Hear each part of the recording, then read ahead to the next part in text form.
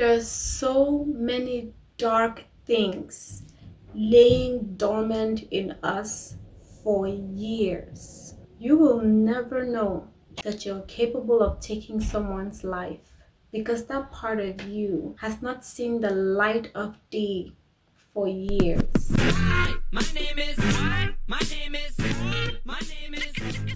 The right circumstance has not popped up. The right button has not been pressed. And so when you see people murder, you judge them. And God is looking at you like, you have the same potential of darkness that He has. Those people who get up and shoot schools and do crazy things, do you think that they ever thought they would do that? You think that they ever thought, when I grow up, I want to be a school shooter. Oh, when I graduate college, I'm gonna shoot up a club. How fun. No, but it's little things that pile on top of other things, that pile on top of other things, that pile on top of other things until it's high enough and the right button is pressed and that darkness comes out. Have you ever said something and you were shocked at what you said? Like you say and then you go, I'm sorry, I didn't mean to say that. I don't know where that came from. It came from your heart. The Bible says that the heart of man is desperately wicked. Who can understand it? Out of the abundance of the heart, the mouth speaks. Whatever is in here will come out. So when you said that trifling thing and you were like, I'm sorry, I don't know why I would say something like that. I didn't mean it. Oh, you did. You just didn't realize that you have the potential to do that.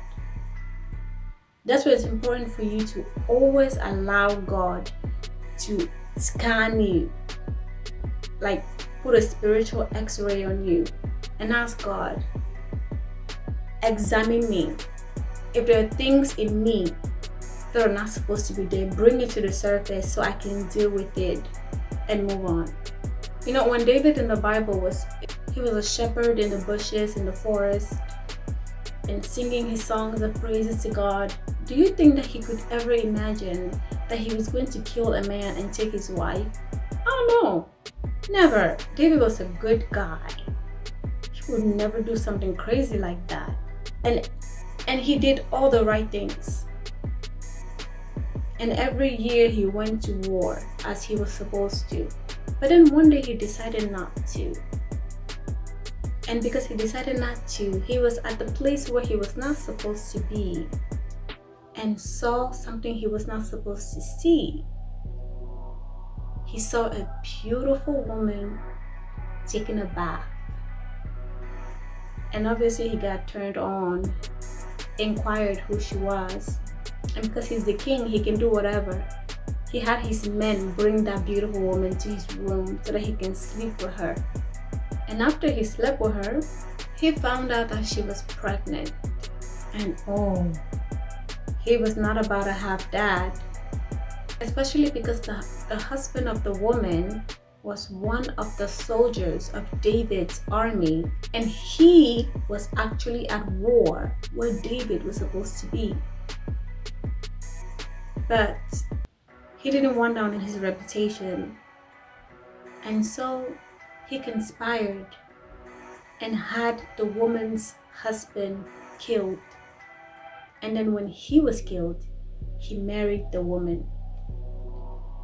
You think David could have imagined that he was capable of that? Sleeping with a married woman and then killing her husband so he can have that?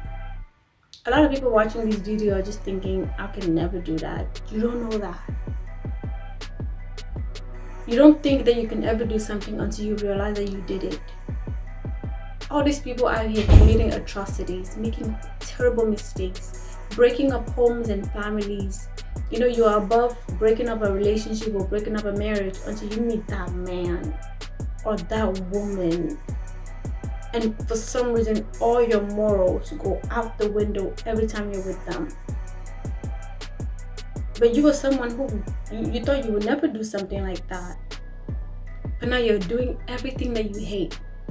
You're becoming everything that you hate.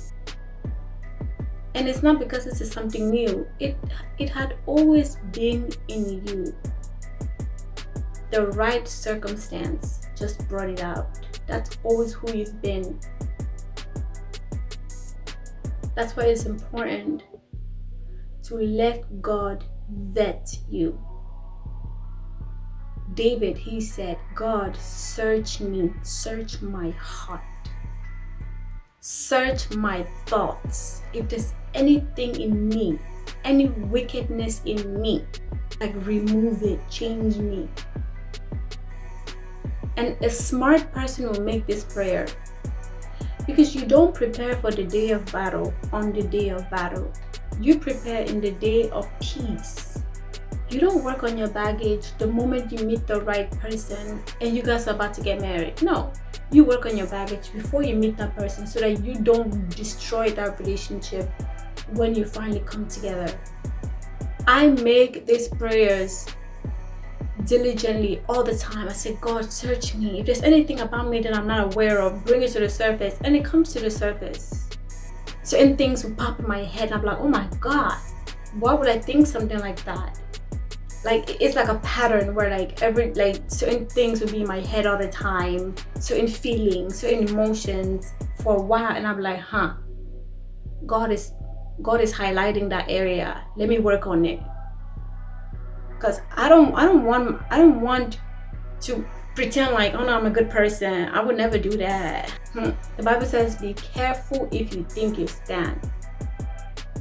I'm not going to pretend or ignore whatever God is highlighting in my life, like work on this, work on anger, work on abandonment issues, work on rejection, work on this. And I'm just like, nah, I'm good. Until you finally get that thing you've been praying for years. Like, it took you blood, sweat, and tears, and you finally get it. And then that thing that you have been ignoring, or that part of you that you did not know existed, comes out and wrecks that thing that God gave you. And you're depressed, you want to kill yourself, you want to do this, you want to do that. And God is looking at you like, years back, I wanted to work on that issue. You ignored it. Nah, it's not an issue. Man, I'm just ignore it. Nah, it's not. If I don't think about it, it's not there. Who told you that? Let God vet you. A lot of celebrities have fallen because of something like this. They get to that pulpit and they get to that big stage. One wrong mistake, they crash and burn. But had they nipped some of those issues in the bud before they got up there, they will still be where they are. Same with businessmen. Same with people who have been looking for love, relationships. You finally get in that marriage and that thing just pops its ugly head up and wrecks your marriage. Let God vet you. Say, God, what is in me that can destroy where I'm going, my future? What is in me that can come out just when I have everything I need and ruin my life? And when God starts to highlight those things, you will know, because you start to see a pattern in some things. It could be just a thought that always pops in your head, or just certain feelings. You've been feeling so like abandoned or like rejected, or like some feelings you would know. And when God points it out, work on it. It's better to prepare for war in the day of peace. Screw up now when nobody knows you. Unpack your baggage when you're still single and you don't have a man or a woman. Go through those things, those items in that box, one after another, and deal with them. Bear your heart out to God. Let Him see all the yucky things. You don't think that He knows? It's like a toddler that has pooped on himself and he's trying to hide it from his mommy. His mommy can smell it. She knows. And she doesn't mind. Because she knows that's a little baby. He can't control his bladder. So I'm gonna wipe. I'll clean him up. I will keep cleaning him up until he's old enough to have bladder control. That's how God sees us. So you can't even pretend like you can hide from God. You can't hide from God. He already knows everything that's in you. So just bear it out. Gotta be real with God. Just be like, God, I just realized I'm such a hater. I'm so hateful. Like, why do I say that? Like, you have to be real with God. God, I've really been struggling with lust lately, like porn or gambling or whatever it is. Be real. Don't they say in AA, the first step to recovery is admitting you have a problem? If you can't even come out and say it, how are you going to get better? When God points it out, bring it to God and say, hey, I've noticed this thing about me lately. Change me. And as the years go by, God will keep bringing up things to your attention. We keep bringing up things to your attention, because trust me, it's better to work on it now than when you finally get to where you want to be and it comes out and it's so catastrophic, it ruins the good thing that God has given you. Do not let your dark parts destroy the good things that God has for you. So let God vet you now and work on that thing now, so that when you get to the palace, you can enjoy being there. Thank you so much for watching my video. Please like this video, subscribe to my channel, and I'll see you in my next video.